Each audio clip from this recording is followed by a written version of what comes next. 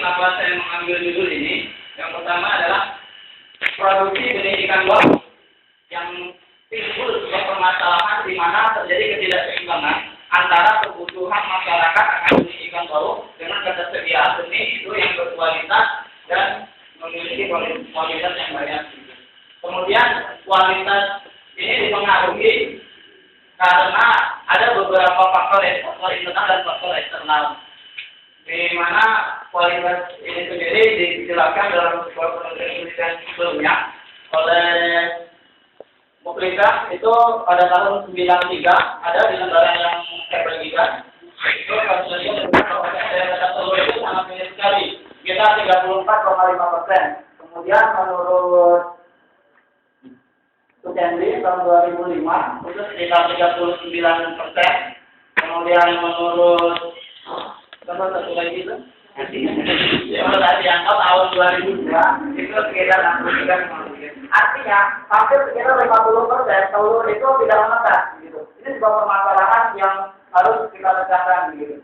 Kemudian bagaimana untuk mengatasi induk yang sulit matang lunak tadi dengan kualitas telur yang sangat rendah, itu kita membuat sebuah formulasi baru di mana pakan sebagai sumber utama nutrisi, yaitu dicampur dengan vitamin yang pertama adalah vitamin C dan vitamin E yang diindikasikan vitamin ini dapat meningkatkan kualitas telur dan daya tahannya terhadap kondisi lingkungan. Kemudian kita buat sebuah rantai pakan sehingga didapatkan sebuah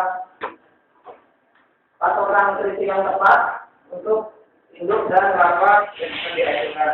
Kemudian ini vitamin C dan vitamin E merupakan vitamin yang sangat dibutuhkan untuk evolusi menurut Saidil tahun 2001. Kemudian vitamin C juga berperan penting dalam metabolisme tubuh menurut Matsumoto tahun 91. Dan vitamin E sangat berperan dalam proses reproduksi ikan menurut Effendi tahun 2002. Kemudian juga berpengaruh pada kualitas telur yang akan dihasilkan menurut Watanabe tahun 1991. Tujuan penelitian ini telah dilakukan untuk menggambarkan peningkatan kualitas telur dengan penambahan vitamin C dan vitamin E pada induk ikan bawal.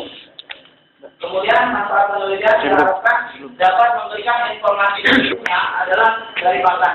Karena pakan tadi adalah nutrisi yang akan kita rampung, kita berikan pakan yang tepat, yang dimana kita juga akan menambahkan vitamin C dan vitamin E. Yang itu vitamin C yang berperan dalam metabolisme lemak, yaitu dalam proses biosintesis karnitine, itu mentransfer asam lemak rantai panjang dari mitokondria. Itu yang kemudian di sana akan dikonversi menjadi energi. Kemudian vitamin E itu berperan untuk melindungi asam lemak jenuh pada fosfolipid dalam lingkaran sel. Kemudian diharapkan dari dua vitamin ini yang nantinya akan kita gunakan itu mendapatkan kualitas dan kuantitas telur yang lebih baik. Kemudian ini potensinya nol dengan nol sama dengan nol sama dengan nol itu memberikan tambahan pemberian tambahan vitamin C dan vitamin E dalam pakan itu, bahwa itu tidak dapat meningkatkan kualitas telur dan rasanya. Kemudian hasilnya tidak sama dengan noli, tidak sama dengan nol C, tidak sama dengan nol. Artinya pemberian tambahan vitamin C dan vitamin E dalam pakan induk ikan bawal dapat meningkatkan kualitas telur dan rasanya. Kemudian metode penelitian ini dilaksanakan mulai bulan Mei dan sampai bulan Juni misalnya bulan bertempat di Balai Benih Ikan Sentral Probolinggo, Lampung Timur. Kemudian alat yang digunakan berupa akuarium, jaring, mangkuk, jembatan, jaring, dapat di sebelah itu ada laptop, sensor, sama bersih, kotak label, alat tulis, dan bahannya ikan uji induk itu sendiri, kemudian pakan konvertil, vitamin C dan vitamin E, tasnia, aquabiday, supaprim. Kemudian rancangan penelitian yang digunakan dalam penelitian ini adalah rancangan ATEP lengkap dengan 4 perlakuan dan 3 perulangan. Dengan perlakuan yang pertama adalah penambahan vitamin C 50 mg per kilogram pakan tanpa penambahan vitamin E. Kemudian yang kedua, penambahan vitamin C 25 mg per kilogram pakan dan vitamin E 25 mg per kilogram pakan. Kemudian perlakuan yang ketiga, penambahan vitamin C 50 mg per kilogram pakan dan vitamin E 50 mg per kilogram pakan. Kemudian yang terakhir perlakuannya adalah penambahan vitamin E 50 mg per kilogram pakan tanpa penambahan vitamin C. Prosedur penelitian yang pertama adalah proses pemasangan donat Ini diawali dengan kita membuat wading gitu ya, yang dimasukkan ke dalam kolam berukuran 1 meter persegi. Itu kemudian kita aklimatisasikan ikan itu selama 1 minggu dengan kita pastikan dulu bahwasanya ikan itu yang kita masukkan belum makan donat. Kemudian kita berlimpahkan dengan yang pakan sudah dilakukan vitamin C dan vitamin E tadi, diberikan sebanyak 2 kali dalam sehari, itu pagi dan sore, dengan cara pemberian pakan eksplosian, artinya dengan pemberian pakan sampai dia kenyang. Gitu. Kemudian yang berikutnya penatasan telur.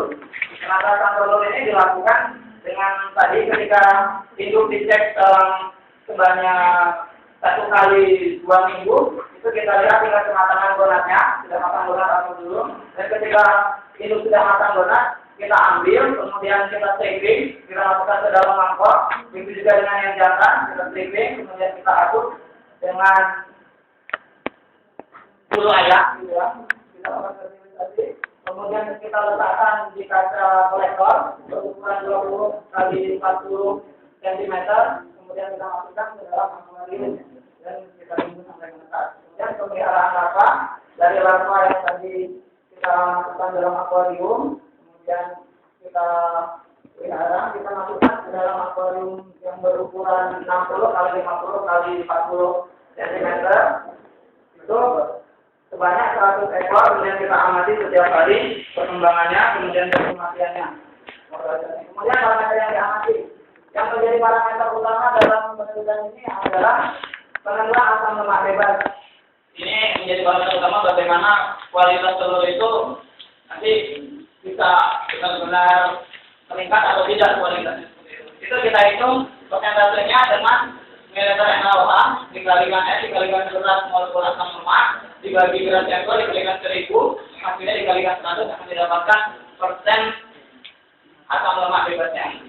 Kemudian parameter sekundernya yaitu durasi mancing indeks, kemudian fekunitas relatif, kemudian bobot telur, derajat total telur, total larva yang diproduksi, kemudian derajat kelulusan hidup larva. Itu rumusnya ada di slide dan ada yang saya bagikan itu, silakan dibaca. Dan terima kasih untuk perhatiannya. Mudah-mudahan masih banyak kekurangan dan pengalamannya bisa membantu dan memudahkan dalam penelitian ini. Terima kasih. Assalamualaikum warahmatullahi wabarakatuh.